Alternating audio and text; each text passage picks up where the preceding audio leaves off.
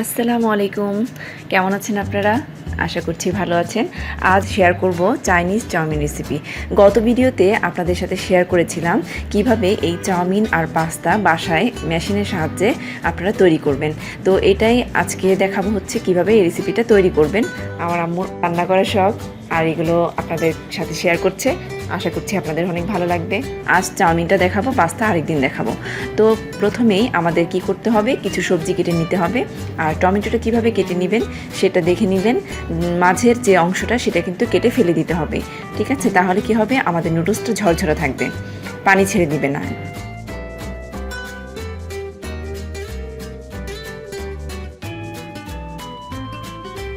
তারপরে আমরা ক্যাপসিকামও নিয়ে নিলাম, কিভাবে কাটলাম দেখে নিলেন। তারপরে হচ্ছে আমরা গাজর নিয়ে নিলাম, লম্বা লম্বা করে ছোট ছোট করে কেটে নিলাম। আর এখানে কিছু আমরা রসুন নিয়েছি, 5 থেকে 6টি রসুন নিয়েছি। আর আদা কুচি নিয়েছি অল্প কিছু।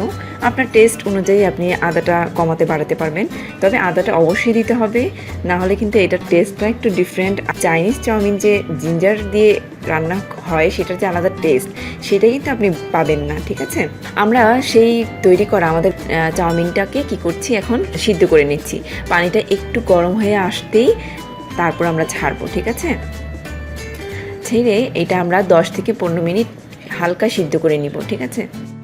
আমরা এটাকে সিদ্ধ করে নিয়ে এটাকে ঝরিয়ে দেব। যেভাবে আমরা বাসায় নর্মালি নুডলস রান্না করি, এটাও এভাবে করে আমরা সিদ্ধ করে নিব। এটা নর্মালি আমরা সবাই পারি।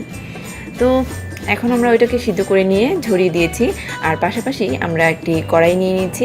কড়াইটি একটু গরম হলেই আমরা এটাতে কি করব, 1 থেকে 1.5 টেবিল চামচ মাখন দিয়ে দিব।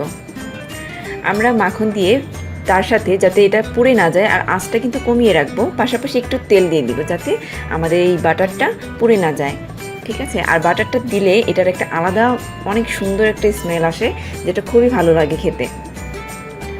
তারপর আমরা কিছু চিকেন আমরা ছোট ছোট পিস করে কেটে রেখেছিলাম এবং এটাকে একটু ম্যারিনেট করে রেখে দিয়েছিলাম। আর ম্যারিনেট করেছিলাম, এটাতে 1 চামচ সয়া সস দিয়েছি, সামান্য একটু লবণ দিয়েছি। অবশ্যই লবণটা অনেক কম দিবেন, ঠিক আছে? আর হচ্ছে শুকনো মরিচটাকে তেলে ওটাকে ভেঙে আমরা বয়মে স্টোর করে রাখি, সেই শুকনো মরিচের গুঁড়োটা মিক্সড করে চিকেনটাকে ম্যারিনেট করে রেখেছিলাম। এখন এই চিকেনটা আমরা এই তেলের মধ্যে হালকা হালকা করে এভাবে করে ভেজে নিব। এই ভাজাতেই সুন্দরভাবে এটা রান্না হয়ে যাবে। আপনাদেরকে অনেক ধন্যবাদ, আপনারা আমাদের পাশে আছেন।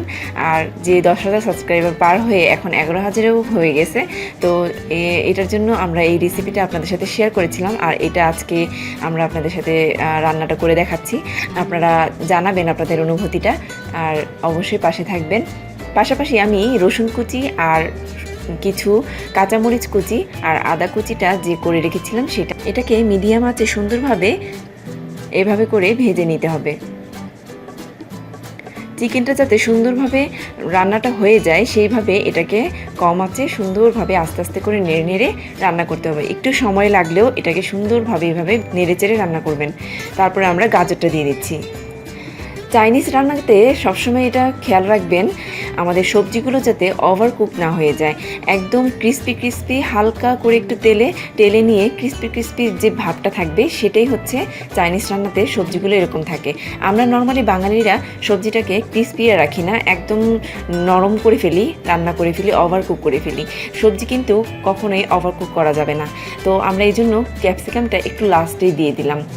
ক্যাপসিকাম আর হচ্ছে টমেটোটা দিয়ে দিলাম, যাতে ক্যাপসিকামটা অতিরিক্ত ওভারকুক হয়ে এটা নরম না হয়ে যায়। একটু ক্রিস্পি ভাব থাকলে এটার আলাদাই একটা টেস্ট হবে। আপনাদের পছন্দ মতো আপনারা ঝালটা দিয়ে নেবেন, সেই অনুযায়ী আমি এখন একটু সয়া সস দিয়ে নিচ্ছি।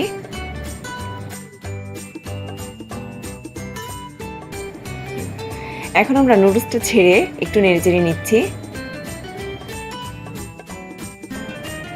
আর পাশাপাশি টমেটো কেচাপ দিচ্ছি, ঠিক আছে? আমরা টমেটো সস দিব না, টমেটো কেচাপ দিব। দিয়ে এভাবে করে একটু নেড়েচেড়ে নিব,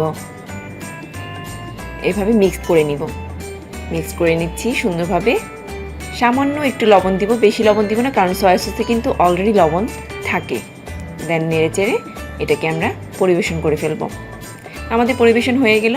আশা করছি আপনাদের এই ছোট্ট রেসিপিটি আর আপনারা বাসায় রান্না করে আমাকে অবশ্যই কমেন্টসে জানাবেন কেমন হয়েছে, আপনাদের কেমন লেগেছে। আর আমাদের পাশে থাকবেন সাবস্ক্রাইব করে। আপনাদের ভালোবাসার জন্যই এত কষ্ট করা আর এইভাবে করে রান্নাগুলো প্রেজেন্ট করা। আমার আম্মু রান্না করার শখ, আর এগুলো আপনাদের সাথে শেয়ার করছে। আশা করছি আপনাদের অনেক ভালো লাগবে।